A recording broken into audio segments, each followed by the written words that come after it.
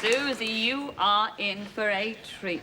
Oh, I hope so. I know what all those do for a living, but they don't know what you do for a living, so tell them over there. I'm a marketing director of a small pharmaceutical company.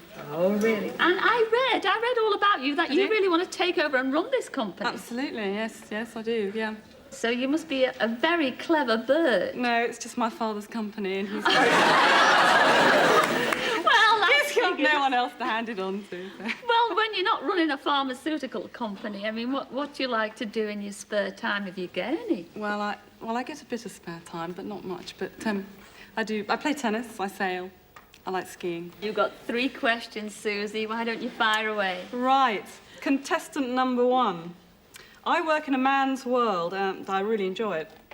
What job would you like in a woman's world? Hello, Susie. I'm glad you asked that. Actually, I spend most of my day chatting up housewives, so I suppose I'm very much in a woman's world as it is. If I had to change, I'd go somewhere where there's plenty of scandal and gossip. I think I'd probably dive into the typing pool.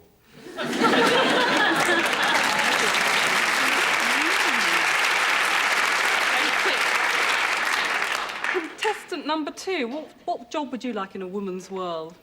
Well, Susie, who in their right mind would want to be in a woman's world if you were in a man's? Oh, quite. And he hasn't even seen me yet. Contestant number 3. Well, Susie.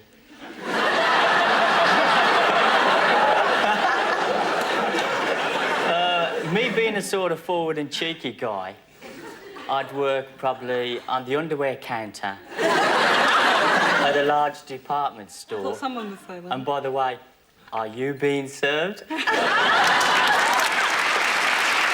cheeky. Very cheeky. Yes. Question number 2. Right. Question number 2 is directed at number 2. How intelligent are you? Intelligent? Me? To appear on this show, you've got to be joking.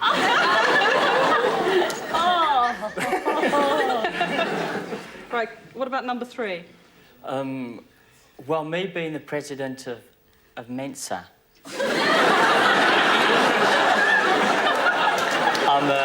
I'm a lot embarrassed, really. Oh, no. Because I really don't understand the question.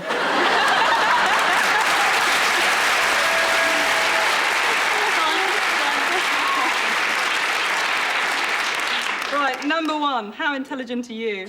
Well, I'm certainly intelligent enough to recognise a very intelligent lady the other side of the screen when I hear one. But let me add, it's not all serious and highbrow. I'm certainly daft enough to give you an entertaining date, that's for certain. Question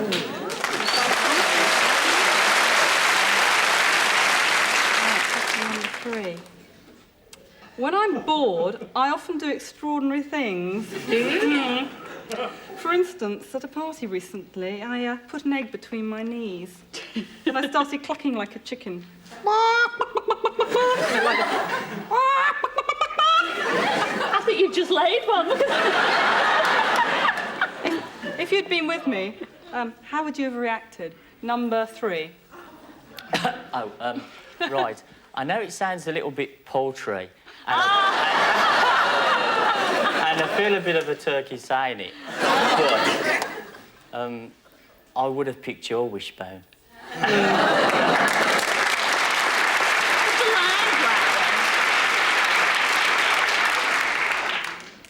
Number 1.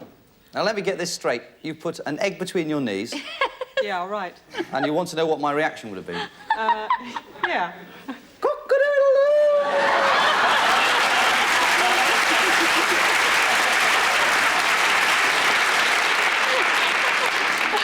I have to say, Susie, that I love extroverts, so I certainly wouldn't clip your wings or crow about it. Was that number 1 still? Yes, it was number 1. Ooh. There's hope. Still got 1 left, huh? Yes, number 2. Number 2. That chicken stunt, eh? I guess I'd pop you in the oven and turn the gas up. What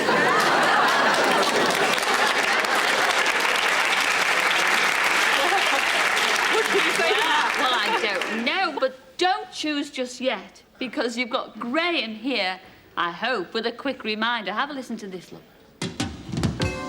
Now then, Susie, would you choose number 1, who'd crow if you laid an egg in the typing pool? Or would you choose number 2, who'd find it a gas to warm you up? Or maybe number 3, who'd like to be in ladies' underwear and pull your, wishbone? The decision is yours.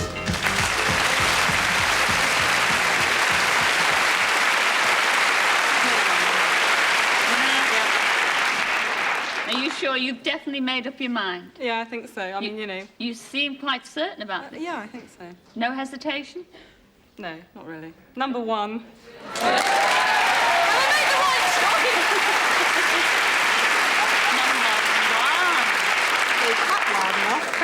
Well, the all bag, can it?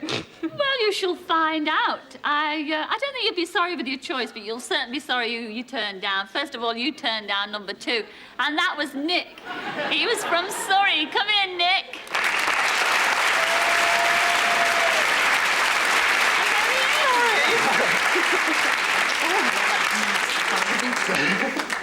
Look, see what you missed? Are you upset? Yeah. Can I start again? No, you can't. You also turned down number 3, and that was our Kevin from Birmingham.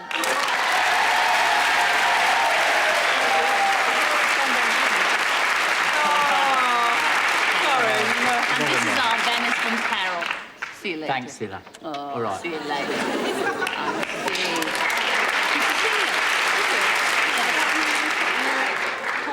Yes, but don't be disappointed. You won't be disappointed because you chose, wait for it, you chose Murray, and he was from Jersey. Come in, Murray.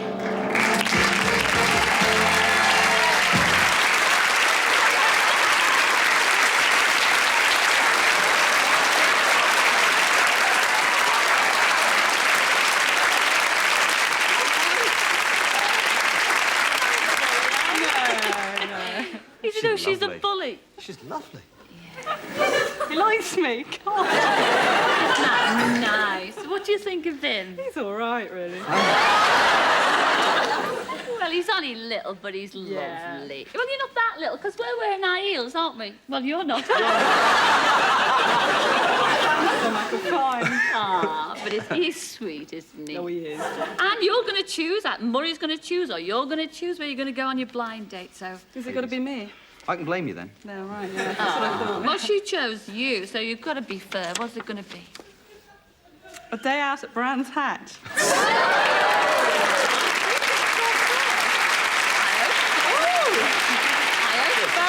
Nice one. Good. Do you like driving cars? I love driving cars. What about you, Murray? Yeah, I've got to pass my test, but I'll be there. No. You will enjoy a lovely day out and meet all these famous people and also have a gourmet meal at the country club in Brands Hatch. You will not be disappointed. Sounds great. The only thing we ask for on blind date is that you come back next week and tell us all about it. Will you do that? I should think so. Definitely. Oh, is that nice? See you next week then, ladies and gentlemen. It's our Susie and Murray. See you next week.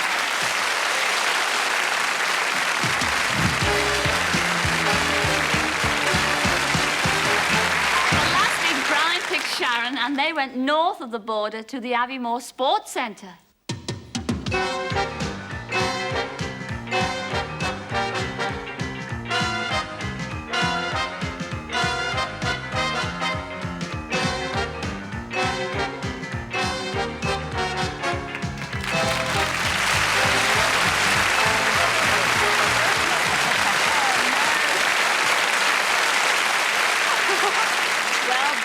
Sharon, everything seemed to go well on your first date together. I mean, was it like that? At the end of the date, do you want to go out with each other again? Don't tell us yet.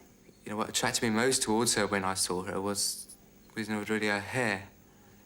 She had that sort of feline look about her. You know, that attracts me anyway, just long hair flowing all over the place, you know. It's just me all over, I love it. I expected someone tall and dark and... well, a bit slimmer than what he was, but actually he was tall, greying, and had a bit of a pot belly, beer belly. I don't mind 21-year-olds, actually. You know, they sucker to my wants and needs. So, that quite appeals to me, you know? What a chauvinist. He reckons he's 24, but I still have my doubts about that. I reckon he's about 37, married with 3 kids. We did chat about, you know, what we did, you know, job-wise. I can't even remember what a job was now, actually. He appeared to be very shrivelous, is that right? And considerate at the beginning of the day, but by the end of the day, it just got too much. We had a game of snooker, which he won, which, I must admit, I gave her a little chance, you know. I couldn't really see the balls anyway, because the table, I'm really short-sighted, and the table was that long, I couldn't see to the other end of the table. So I was just sort of aiming everywhere, and it was just pot luck. It was an intimate meal, but it was casual.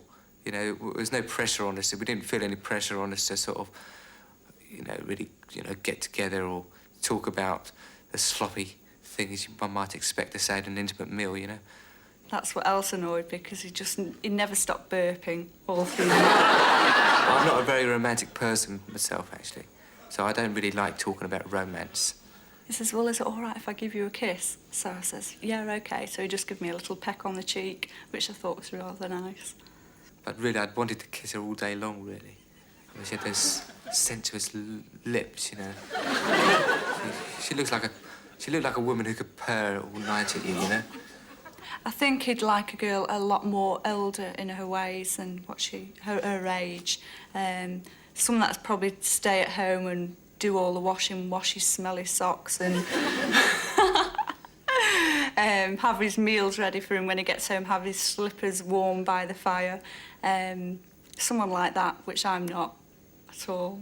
You know, from what I could gather through the day, she seemed to be enjoying herself. A half day would have definitely been better, yeah. But I'd like to see her again.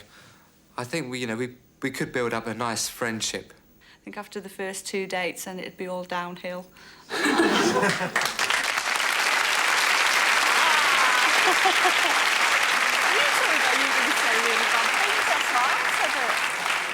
Oh, naughty, naughty Sharon. I mean, you know, you said you weren't 21 during that. You were 22. No. See what I mean? He's not even remembered my age. About your date, getting back to your date, is there anything that you both liked about the date that you were on? Yeah, flying home. But Aviemore, that must have been a nice place. I was going to take the kids there this winter. Oh, it was a nice place, yeah. There was nobody there. There wasn't any snow. I mean, you go there for the snow, there wasn't any at all. No, it's got to be in the heart of winter before you get real snow up in Aviemore. Yeah. But did you have a nice meal? Yeah, that was great. That was the best part. Didn't it put you off with him burping? Burping all the time, yeah. Yeah. And taking all my food. Like, he says, do you want that? So I says, no, I'm too full. He says, well, give it me. And she'll go to his plate. Do you think this is why he's got a little bit of a pot Yeah, belly? maybe, yeah. Do you think I have? And the drink as well. Oh. Yeah. But I mean, is all this is the reason why you won't go out again? Because you think he's all these things? Yeah.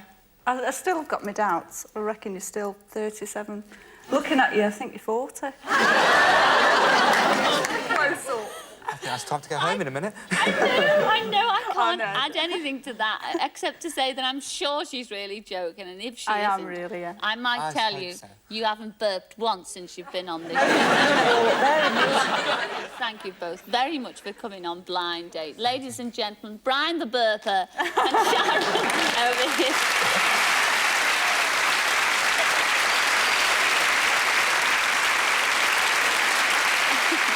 Well, it's time now to take a break, but please don't go away, because we'll be back in a few minutes to find out if Karen and Bill enjoyed their blind date and to meet the lad who has the choice of one of these 3 lovely girls. So see you in a couple of minutes.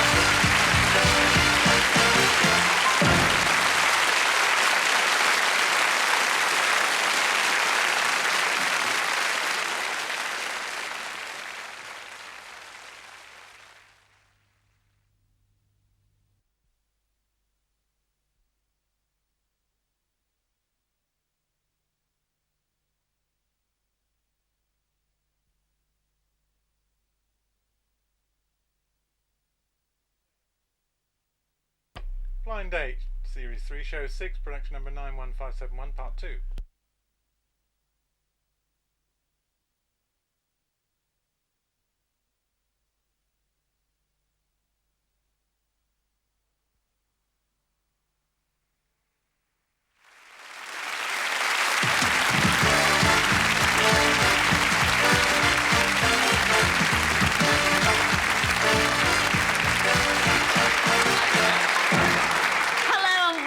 To blind date. Now, no couple can be happy without a bit of give and take. So, girls, you give the orders and make sure he takes them.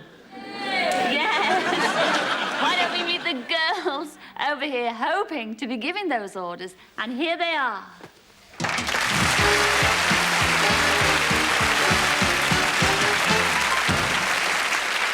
Hello, number one. Would you like to tell everybody your name and where you come from? Well, my name is Anne from London. London. Have you got a job in London, Anne? Yes, I work in a private club in the West End. You work in a private club in the West End? Are you sure you come from London? Well, I'm originally from Canada, but I've been here for the past 2.5 years. Oh, you're foreign? And when you're not working in London, what do you like to do for your hobbies and things? Well, I like to sing, and I do some singing. And, I don't know, I like to sit around in my flat and play with my puppy. What's his name? Indy. Indy? Yeah. Do you sing to your puppy? Well, yeah, he sings to me, too. I bet he does. Well, enjoy tonight's show and enjoy Britain. Oh, thank you. So proud that you're here. What about you, number two? What's your name? Where do you come from? My name is Liz, and I'm from Middlesex.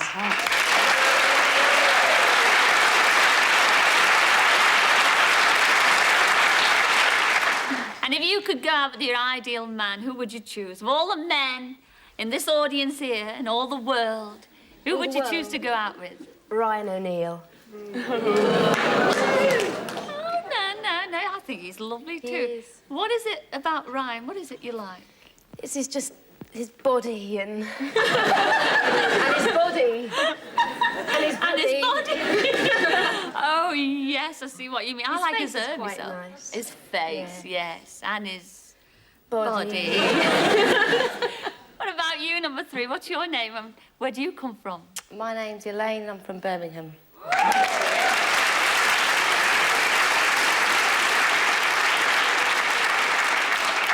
When she was saying she'd love to go out with Ryan O'Neill, you were nodding like that. I think it's all right, but Richard Gere takes the biscuit.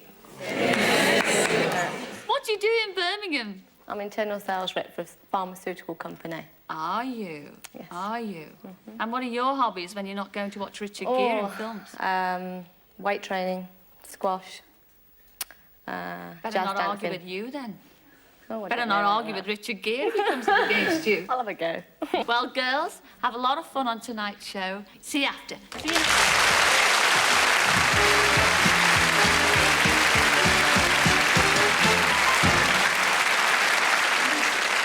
Well, picking one of those three lovely ladies isn't going to be very easy, but it's got to be done, and here's the man that's going to do it. His name is David, and he's from Northern Ireland. Come in, David.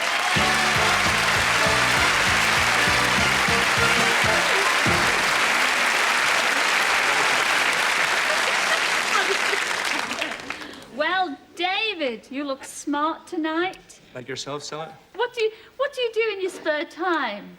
Well, I'm fond of skiing and I play a little bit of hockey now and again. A wee bit of golf. Where'd you go for skiing? Oh, usually the Alps, a couple of times a year. Are you a good skier? No, I like to fall down a lot. Well, that way you don't break any legs, do you? Well, usually looking for St. Bernard to come along, or With the old brandy there. usually the owner of the Bernard, a nice big buxom sweetie skirt or a Swiss skirt or something. Well, we've got a weight trainer over there. And they're all very beautiful girls, and they're all ready and waiting for your questions there. Okay. So fire away. Right, question number one for number one. I play a lot of golf. If I invited you to accompany me around the course while I played, what would you enjoy most about the afternoon? What would I enjoy most about the afternoon? I would enjoy flirting outrageously with the other opponent to get him off his game so that, of course, you would win the game and me, because I love a winner. Ooh.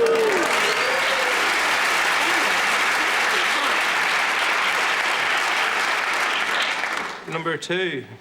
Number 2. Lovely accent. I love that accent. Yes, so do I. And there's more.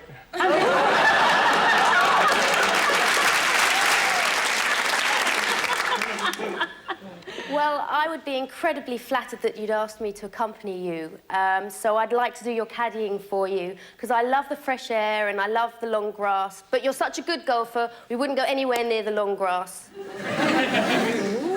Number 3. Having a handicap of 9, I think I'd join you in a game. You probably beat me. If you're a nice type of guy, I'll give you a couple of strokes. Oh, thank you.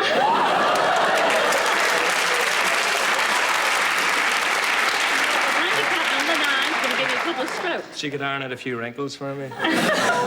OK, question 2 for number 2.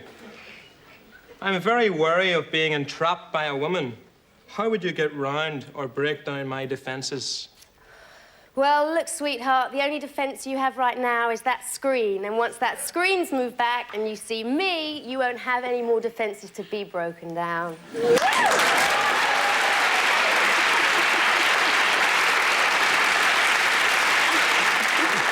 Can I choose now? number 3. I suppose I've got to let you win at golf, really. If that's your game, then you can have a go at playing my game, and I'll teach who's the winner. What's your game? Oh, it's got to be squash or something like that, I suppose. Oh, yes. I've heard about squash players. They do it against the wall.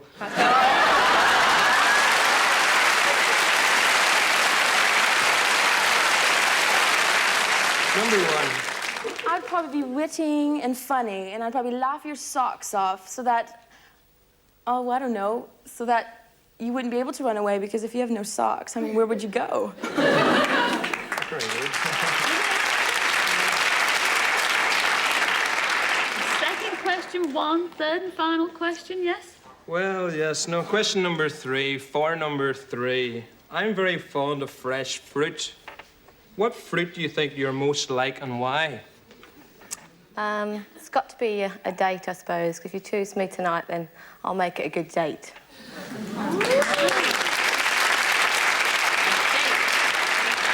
Number 2. Well, I would have to say a passion fruit. Do you want to know why? Go on, you're going to tell me anyway. Well, I have incredibly smooth skin, and I'm all soft and sweet on the inside. Number 1. Okay, I like to be a golden delicious, because I'm golden, I'm well-rounded, I'm sweet to the taste buds, and a moment of me in your hands, and it's core.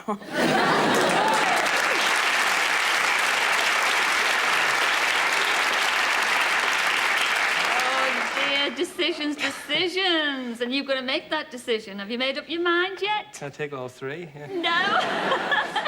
But what you can do is listen to Graham here with a quick reminder. Have a listen to this.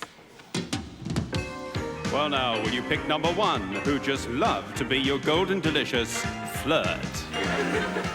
Or would you prefer number 2, who hopes you'll surrender to her in the long grass passionately?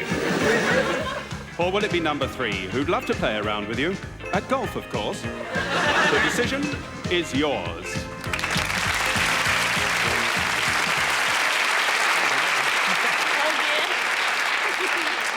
Yes, he just said, oh, dear. Who's it going to be? I'll go for number 2.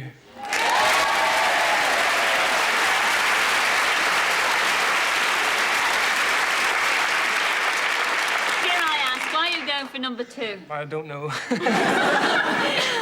well, I'm sure you'll be pleased, but you'll be very displeased with the 2 you turned down, sweetheart, because you turned down number 3, and that was Elaine from Birmingham. Come in, Elaine.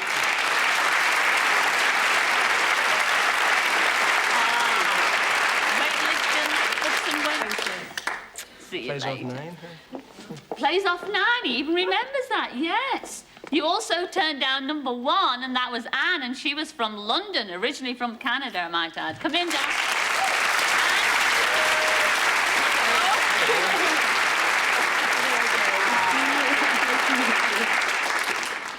Brace yourself. Are you ready for this?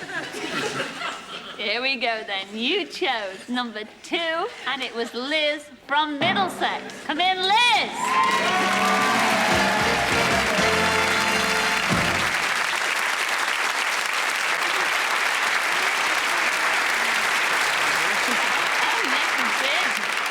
Yes, he said, I think I picked a winner here. You certainly did. What do you think of it? It's very nice.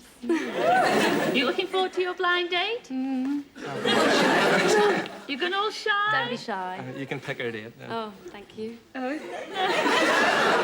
You can pick the date, he said. And you can tell everybody where you're going. Go on, pick a date. Oh, I hope it's a good one. This one. That one. Don't say it's a cruise in the Gulf. Scary night out in London. Well, yes, it is a scary night out in London, but what a wonderful night out it's going to be. First of all, you're going to visit the London Dungeons, and then you're going to go to, and I've been trying to get tickets for this show for months, you're going to see the Phantom of the Opera.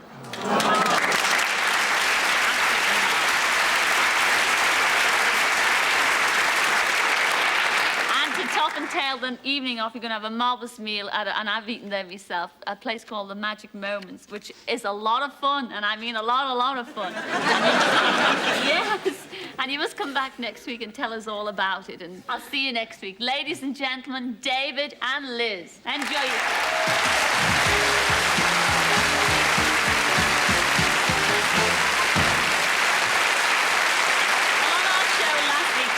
Chose Bill as her blind date, and they went to Bournemouth on the famous Bournemouth Bell.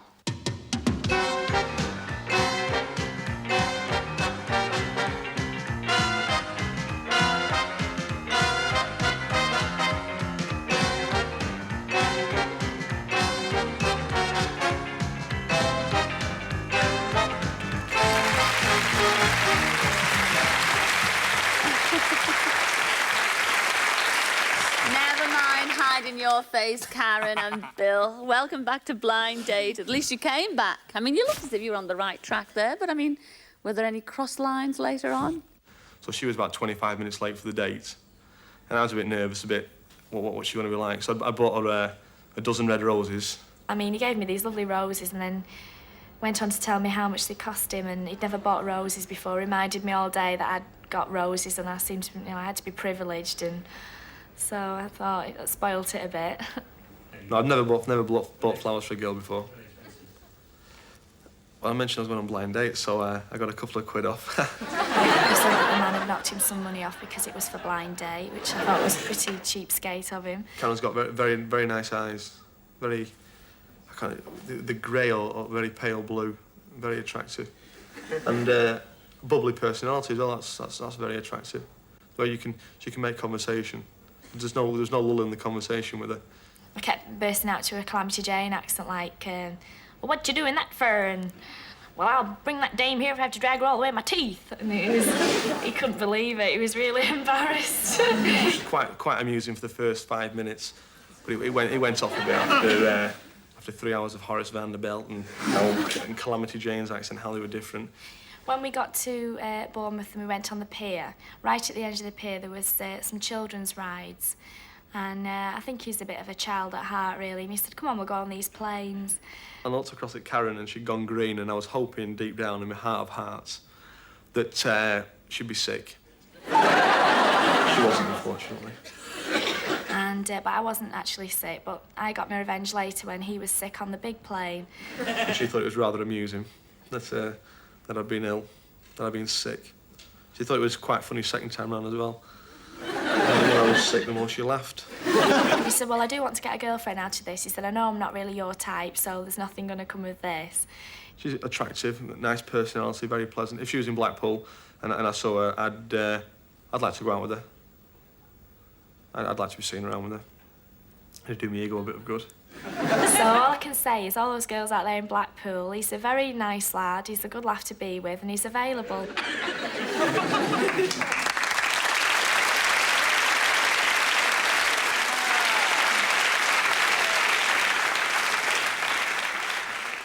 Well, you certainly got your own back, Karen. I mean, why did you want her to be sick on the little kiddies' rides? Well, I knew I'd throw up when I was going on the big plane, so I needed a bit of company, really. But are you always sick when you fly?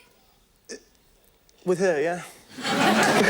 No, I didn't mean it, no. It depends on the coulter, it's double dodgy, you know, you got this, like, old plane with the really weird wings, isn't it? And little bits of string off the end of the wings. And the pilot tapping this little dial at the front, like this, and Glenn Miller music playing through the sides. Doesn't do you a whole lot of good. You know, like champagne and smoked salmon in the business on the Bournemouth Bell, you know, it all churned round and round. Which you had a lot of. You had the rest of the cream and the sandwiches, and like all my sandwiches. But I mean, every time he looked at me all day, he tended to throw up, and I think it's because of cold sore. It is a bit cold sore, though. You know, the first time the screen came back, the first thing you notice is this amazing Great Rice Krispie on the top of her lip. A huge cold sore. It's gone, hasn't it, now? She had a huge cold sore. When I came back, I had one as well, didn't I? I mean, would it be right to say that you did have a lot to talk about, even it was talking about Ewing everywhere and cold sores on the end of Yeah, your we had a gob? good laugh, didn't we? Yeah, really I mean, enjoyed I it. chatted all day, just moaned all day. All day, Just every all minute. day. You kept moaning because we were going to Bournemouth, because, you know, we could have flown off somewhere. Paris was the next card along, and he chose Bournemouth. He's just been moaning around. The opera. What can you say? Bournemouth. So you blamed him for picking Bournemouth? I mean, he ought to be grateful I picked him. I turned down a fella with a Porsche and his own company, you know.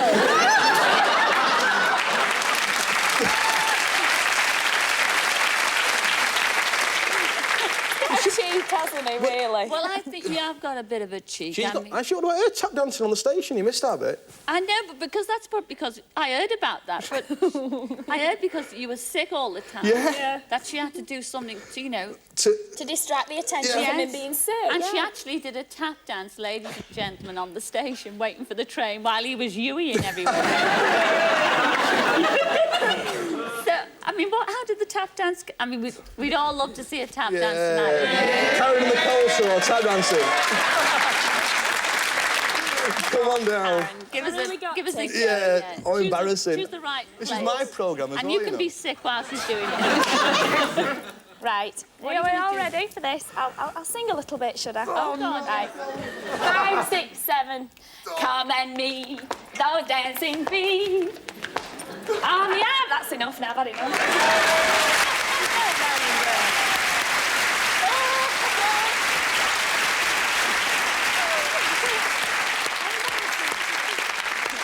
I think that's the perfect ending to a perfect show. Now, you haven't got a cold sore. You haven't got... Not today, no. No, and you haven't been sick, so... No, I had a good day. Why don't you make it even better? Why don't you give each other a good night's kiss? Go on, no hard feelings. Ah, look at that. Ladies and gentlemen, Karen and Bill. Thank you. Try to get a kiss, Bill. Thank you.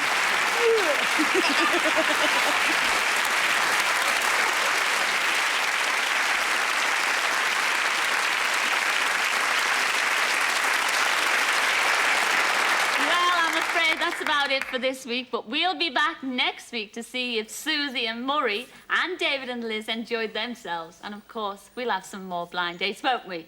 Yeah! So join us then. Ta-ra!